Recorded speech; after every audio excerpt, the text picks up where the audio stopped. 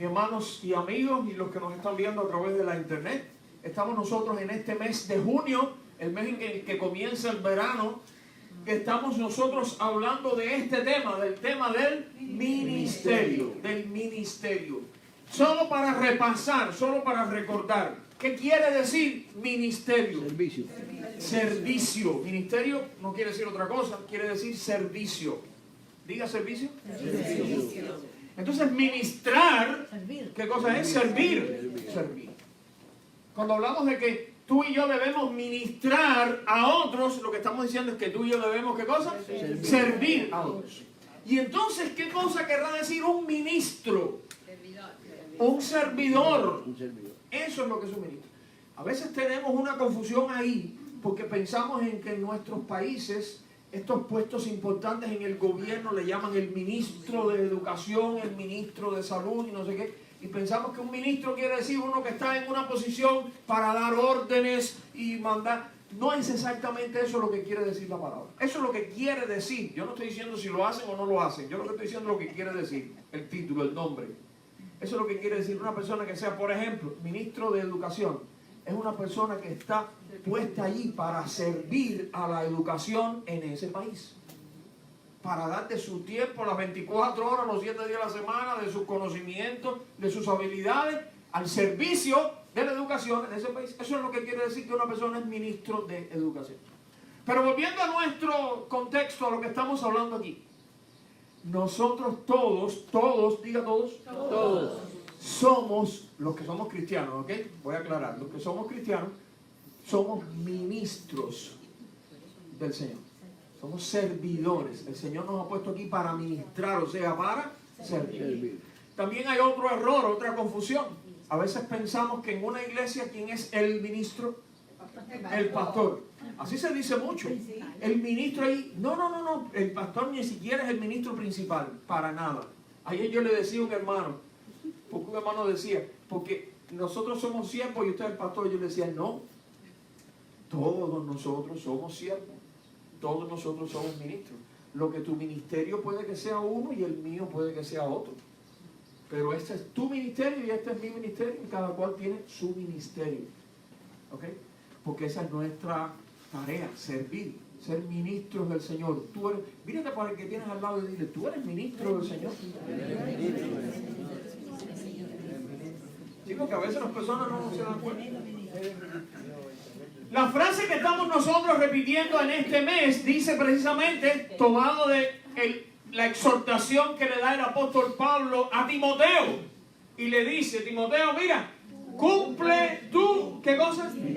Cumple tu ministerio. Ahora díselo a una persona diferente, no a la que le dijiste eso. Dile a otra persona diferente. Dile, cumple tu ministerio. La semana pasada estuvimos hablando de un personaje cuya historia está en la Biblia y que cumplió su ministerio. Y este personaje fue Apolos, que cumplió su ministerio, mira, hasta con humildad. Porque cuando le tuvieron que llamarle la atención y explicarle lo que él no sabía, con tremenda humildad, él que era una persona de estudiado y de mucha preparación, pero supo reconocer, es verdad, enséñame, dime, y aprendió y sirvió mejor. Pero servía con tremendo entusiasmo, con tremendo fervor. Ese fue Apolo. Y de él aprendimos a poner el corazón en el ministerio y el ministerio en el corazón. Tal vez alguna persona aquí o los que nos están viendo por internet piensen, ok, pero ese fue Apolo, que era una persona extraordinaria, con tremendas habilidades y que, bueno, el pastor dijo que había nacido y se había criado en la ciudad de Alejandría, una ciudad con tremendas condiciones, pero yo no. ¿Yo qué soy? Yo no soy nada. Y yo crecí en un pueblecito de campo y allí nada aprendí y no tengo conocimientos y no tengo estudios y no tengo grandes dones y yo no tengo un gran ministerio. Entonces, ¿qué puedo hacer yo? Yo solamente puedo hacer cosas sencillas, las cosas que puede hacer todo el mundo. ¿Para qué sirven esas cosas? Hoy tengo para ti una historia de la Biblia que tiene un mensaje para nosotros también. Y la historia tiene que ver con este personaje de la Biblia, Gayo. La historia de Gayo tiene un mensaje para nosotros. El nombre Gayo, que viene en realidad era un nombre latino, un nombre que usaban los romanos usaban el nombre como Cayo, con C, Cayo, pero en griego el nombre se cambió así, quedaba Gayo. Este nombre, ¿sabe lo que significa? Estoy contento. Dile al de al lado, estoy contento. Eso es lo que significa este nombre. Era su nombre, pero significa eso. Estoy contento. El apóstol Pablo llama a Gayo amado. El apóstol Juan, cuando le escribe una de sus cartas. ¿Sabe que Juan escribió 3 cartas que están ahí en tu Biblia?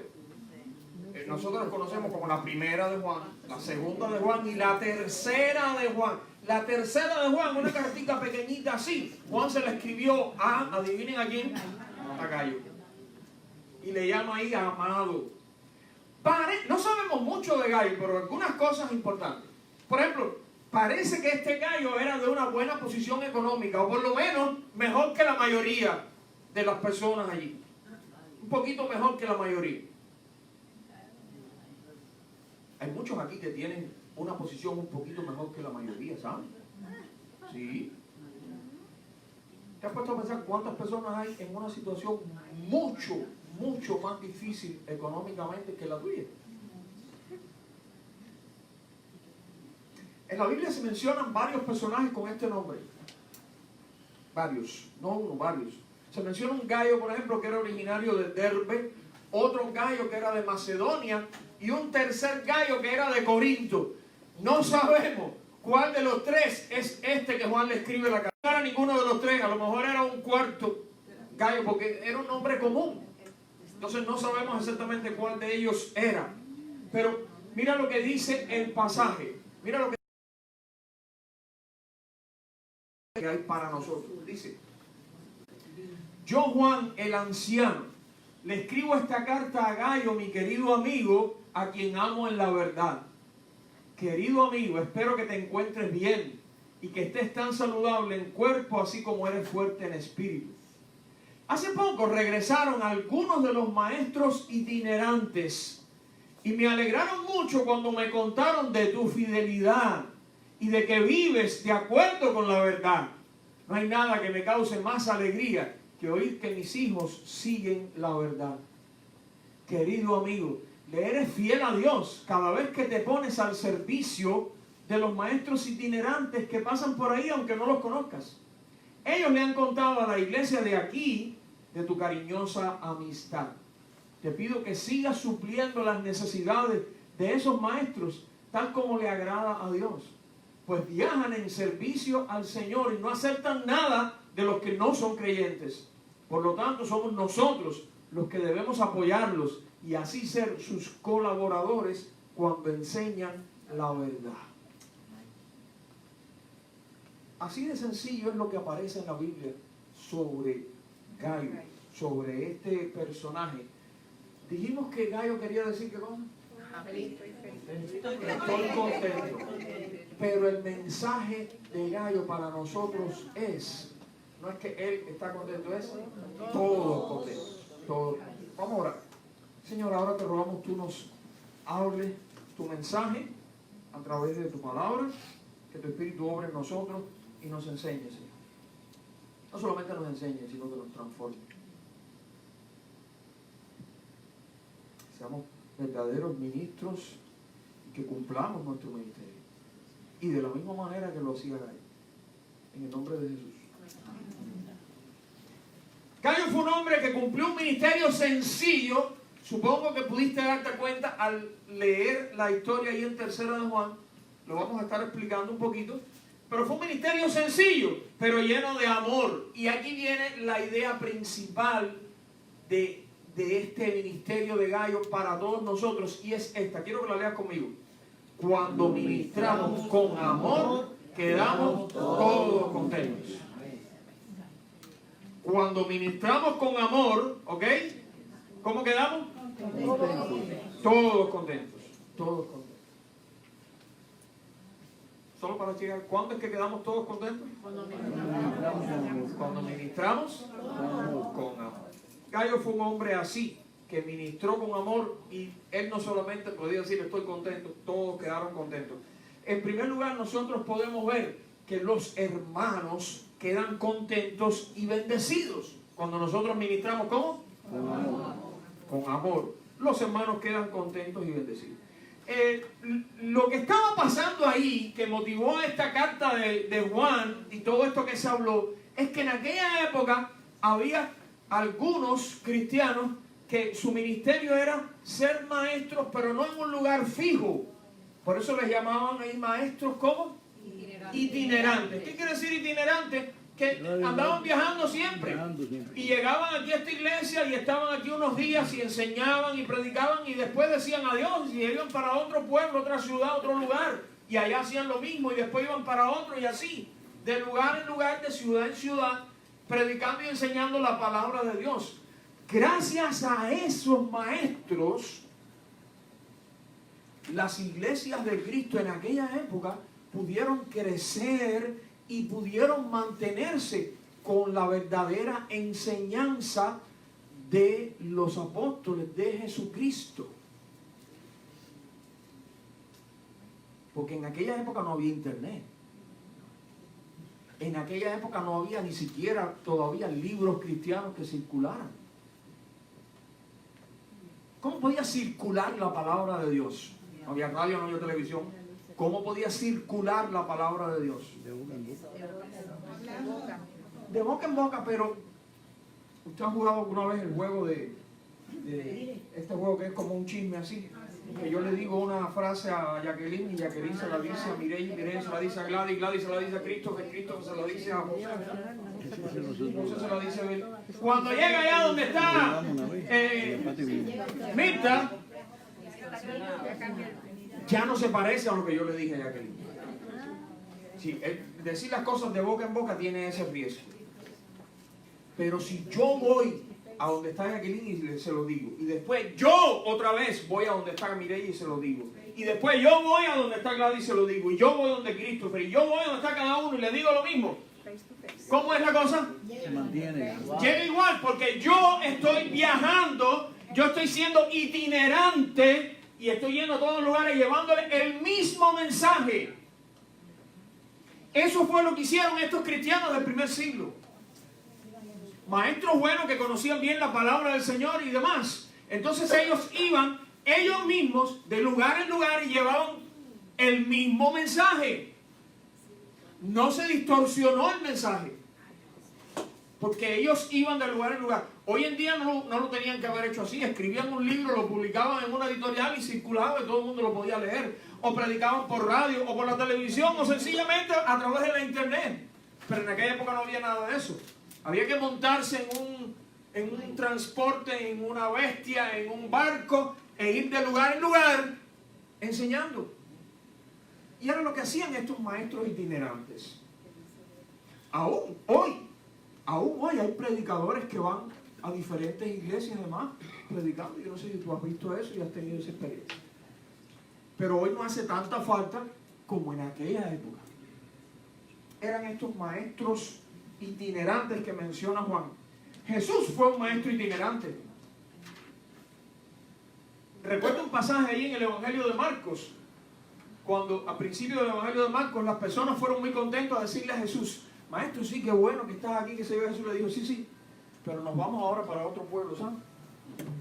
Porque hay muchos pueblos, en muchas ciudades, muchas aldeas, y yo vine para esto, para que en todos los lugares puedan conocer. Jesús fue un maestro itinerante. Los 12 discípulos fueron maestros itinerantes. Porque desde que Jesús estaba vivo allí, Jesús los envió a ir de pueblo en pueblo. Más adelante Jesús fue preparando y envió, ¿te acuerdas a cuántos? ¿A cuántos? A 70. También los envió de 2 en 2 por todos los pueblos. Eran maestros itinerantes también. Así que eso es bien conocido ahí en la Biblia. Dice Juan que estas personas salían a predicar. ¿Por qué? ¿Como negocio? ¿Por qué dice que salían a predicar? Por amor al Señor. Por amor al Señor. Dice allí en el versículo 7, dice, ellos viajan en servicio al Señor. Viajan en servicio al Señor, por amor al Señor. Es más, dice que no aceptaban nada de los que no son creyentes. ¿Quién sostendría entonces a estas personas? Los cristianos. ¿A quién le tocaba sostenerlos a ellos? A los cristianos. Y como ejemplo tenemos en esta carta que Juan está elogiando a Gayo, porque Gayo era uno de los que los acogía, los servía y estaba dispuesto a proveerles para sus viajes. Gracias a eso, los hermanos, estos maestros, predicadores, no tenían preocupaciones. Agradecidos, bendecidos y contentos, diga contentos. Contento. Daban testimonio del amor de Gayo ante la iglesia. Probablemente por donde quiera que iban, porque dice Juan, aquí han testificado de lo que ustedes hacen allá. Alguien puede ser bendecido por ti, por tu servicio, por tu ayuda. Alguien. Y alguien va a quedar contento.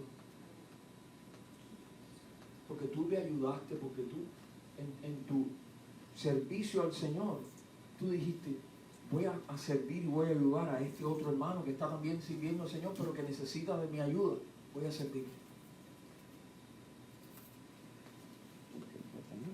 Ese puede ser tu ministerio. El apoyar y el servir a otros.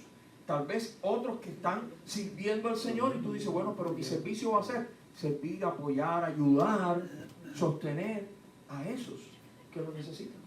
Eso es lo que hacía Gayo. Y los hermanos quedaban ¿cómo? Contentos y bendecidos. En segundo lugar, Dios. Repita Dios. Dios queda contento y agradado. Hay una frase que leímos ahí que dice, bueno, está traducido un poquito diferente, pero lo que quiere decir es que eso es como le agrada a Dios. Dicen algunas versiones así, de una manera digna de Dios. Bueno, aquí sí lo dice en esta traducción, la Nueva Traducción Viviente dice, te pido que sigas supliendo las necesidades de esos maestros, ¿cómo dice? Tal como le agrada a Dios. De una manera agradable a Dios, de tal modo que resulte agradable a Dios. ¿Qué es lo que quiere decir eso? Esos maestros estaban predicando y enseñando la palabra de Dios. Necesitaban que alguien los apoyara, que alguien los sostuviera. Venían entonces estos hermanos como Gayo y los sostenían, los apoyaban, los ayudaban. ¿Y eso le agradaba a quién? A Dios. Eso es lo que está diciendo Juan. La obra que hacían esos predicadores era una obra para él. Y por amor a su nombre. No tenía ningún otro interés.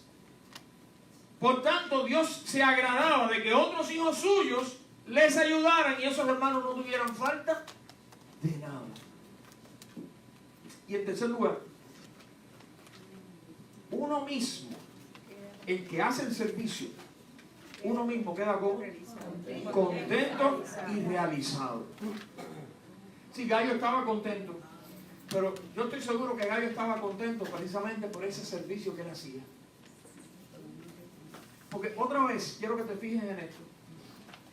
Si tú estás sirviendo a los hermanos con lo que tú tienes, con lo que tú puedes, con lo que puedes hacer, esa persona que recibe tu ayuda está contenta.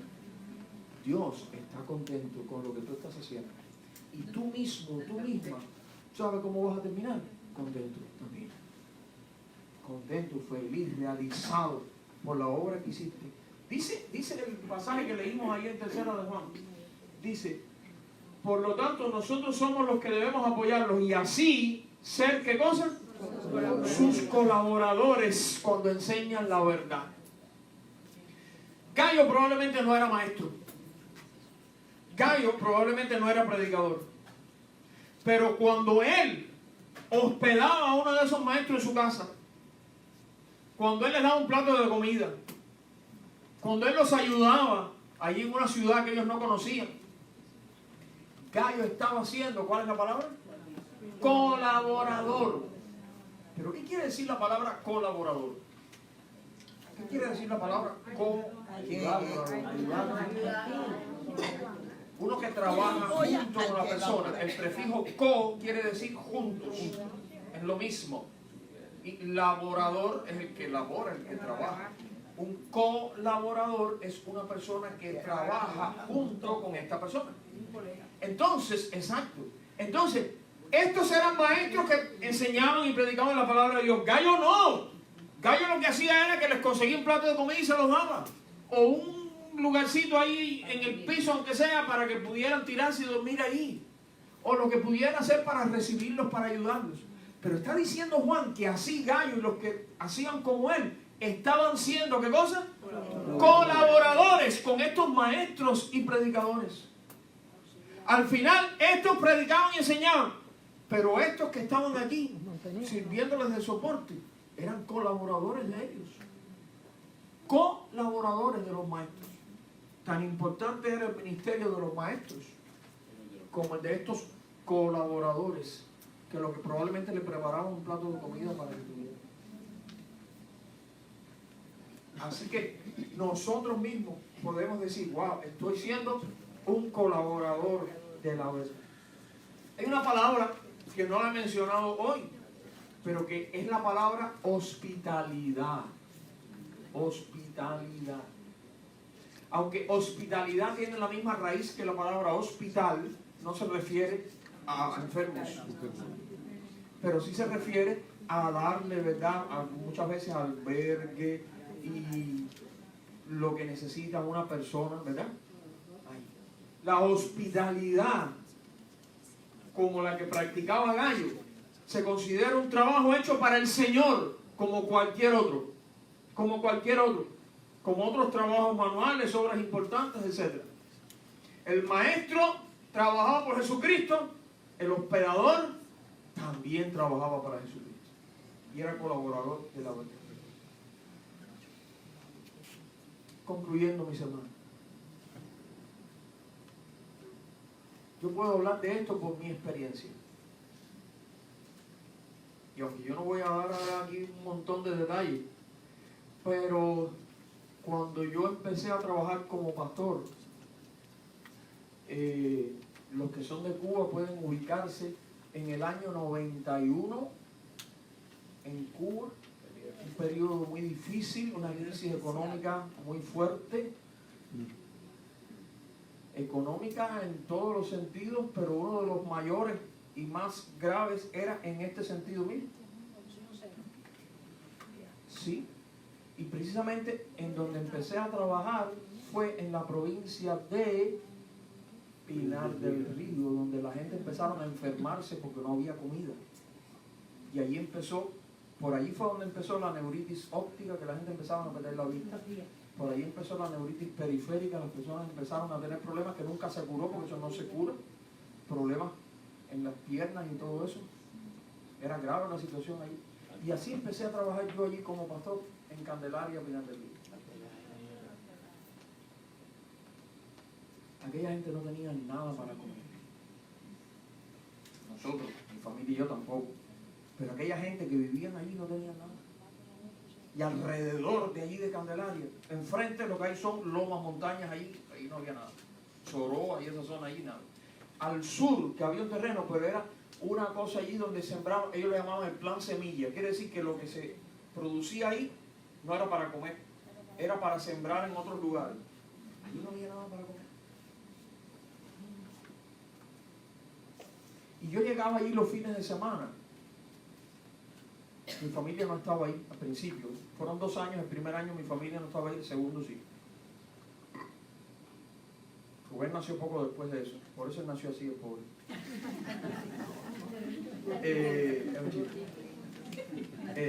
Pero cuando yo llegaba allí, miren, yo llegaba allí los viernes en la tarde, ya en la noche prácticamente. Todos los viernes a esa hora, antes de ir para el culto en la iglesia, había una señora mayor, delgadita y chiquitica, que se llamaba Cristina, y ella falleció, que me invitaba a comer en su casa, de lo que ella tenía. Y ella se esforzaba y guardaba para ese día que venía el pastor. Y ella guardaba algunas cositas ahí, pero todo muy sencillito, todo muy pobre para poder hacer ahí para que yo comiera. Pero era de los mejorcitos lugares. El sábado en mediodía, a ver si recuerdo bien. No, lo que estoy tratando de recordar, bueno, ahora no voy a acordarme los detalles, no es importante de cuándo era, pero yo almorzaba y comía, creo que era el sábado, o sea, las dos veces, las dos comidas, en una casa de dos viejitos muy pobres. Ellos me invitaban a comer dos veces en su casa. Tú dirías, ¿y por qué tanto así? Porque aquella iglesia era muy pequeñita así. No había personas. Y entre ellos tenían que resolver todo. Y aquellos viejitos me invitaban a comer en su casa. No tenían una gota de aceite para cocinar. Una gota no tenían. Y los cubanos que saben que comen mucho arroz y demás, aquel arroz no tenía una gotica de aceite. Para que no quedara muy incomible. Ellos tenían en la casa un privilegio, un árbol de naranja agria. Y entonces ellos le echaban un chorrito de naranja agria al arroz. Y eso ayudaba a que el saborcito fuera un poquito mejor y que aquello quedara un poquito mejor. Era nada más que arroz. Arroz y alguna cosita que pudieran conseguir para poner ahí. Ya esa era la cosa. Y así ellos me invitaban dos veces todos los fines de semana. Dos veces. Ellos murieron ya también. Había otra hermana, Josefina, que también falleció hace poco. Todos eran viejitos. Era lo que había en esa iglesia cuando yo llegué. Que esas tenían una situación un poquito mejor. Y allí yo podía comer un poquito mejor, almorzaba el domingo creo que era. Pero todo dentro del marco de lo que les estoy diciendo. El domingo por la noche, por la tarde, antes del culto principal, igual iba a casa de una familia. Esa señora sí no ha fallecido, ahí está. Mary, le decía. Pero lo que les quiero decir es que la mayoría de aquellas personas tenían una pobreza extrema. Extrema. Pero ninguno, ellos no decían, viene un pastor para acá, ¿y quién le va a dar comida si nosotros no tenemos ni para comer nosotros? ¿Ustedes se acuerdan en la Biblia la historia de Elías y la viuda? Había una crisis allí grande. Y Elías tenía hambre y Dios lo mandó a ver a aquella viuda. Y cuando le dijo a la viuda, Dios me mandó aquí, la viuda dijo, mira, lo único que tengo es este poquito de aceite y este poquito de harina. Voy a hacer una tortita aquí para mí, para mi hijo, y después de eso nos vamos a morir aquí porque no hay más nada. Y Elías le dijo, dice Dios, que prepares una para mí primero. Sí, pero esa era parte, no, esa era parte de la prueba. Para mí primero. Y después preparen para ustedes. Y Dios dice que la harina de eso no se va a acabar. Ni el aceite se va a acabar tampoco. Mientras dure toda esta época de crisis. Y la viuda lo hizo así. Y no se le acabó el aceite y no se le acabó la harina. Todo el tiempo que Elías estuvo comiendo. Y aquella gente en aquel pueblo, para mí eran así. Porque ellos podían haber dicho, yo no tengo ni para nosotros. Pero ellos como gallos, contentos, porque lo hacían contentos, no era para ellos ningún sufrimiento ni era ninguna carga. Contentos, ellos cocinaban para mí y para ellos. Con lo que, el otro tema era, los cubanos saben con qué cocinar. Con carbón en el patio, con leña.